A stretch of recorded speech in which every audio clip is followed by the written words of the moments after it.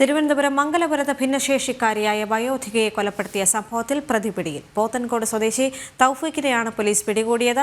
CCTV ദൃശ്യങ്ങൾ കേന്ദ്രീകരിച്ച് നടത്തിയ പരിശോധനയിലാണ് പ്രതി പിടിയിലായത്. ഇന്ന് പുലർച്ചെയാണ് 65 വയസ്സുള്ള തങ്കമണിയെ മരിച്ച നിലയിൽ കണ്ടെത്തിയത്.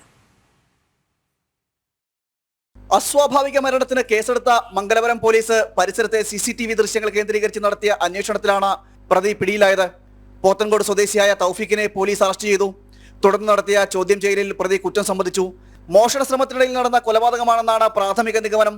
തങ്കമണി സ്ഥിരമായി പൂക്കൾ പറിക്കാൻ പോകുന്ന പതിവ് മനസ്സിലാക്കിയാണ് ആക്രമിക്കാൻ പദ്ധതിയിട്ടതെന്ന് ചോദ്യം ചെയ്യലിൽ കണ്ടെത്തി. അറസ്റ്റിലായ തൗഫീഖ് പോക്സോ അടക്കം നിരവധി കേസുകളിലെ പ്രതിയാണ്. ഇന്ന് പുലർച്ചെയാണ് 65 വയസ്സുള്ള തങ്കമണിയെ സഹോദരന്റെ വീടിന് സമീപം മരിച്ച നിലയിൽ കണ്ടെത്തിയത്. വീട്ടിൽ തനിച്ചു താമസിക്കുകയായിരുന്നു തങ്കമണി. പുലർച്ചെ പൂക്കൾ പറിക്കാൻ പോയപ്പോഴായിരുന്നു കൊലപാതകം നടന്നത്.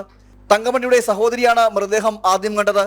മുഖത്ത് നഖം കൊണ്ടുള്ള മുറിപ്പാടുകൾക്ക് പുറമെ ശരീരത്തിൽ ധരിച്ചിരുന്ന ബ്ലൗസ് അടക്കമുള്ള വസ്ത്രങ്ങൾ കീറിയ നിലയിലും ഇവർ ഉടുത്തുന്ന മുണ്ട് മൃതദേഹത്തിന് മുകളിൽ പുതപ്പിച്ച നിലയിലുമാണ് കണ്ടെത്തിയത്. തങ്കമണിയുടെ ശരീരത്തിൽ നിന്ന് ആഭരണങ്ങൾ നഷ്ടപ്പെട്ടിരുന്നു. ജനം, തിരുവനന്തപുരം.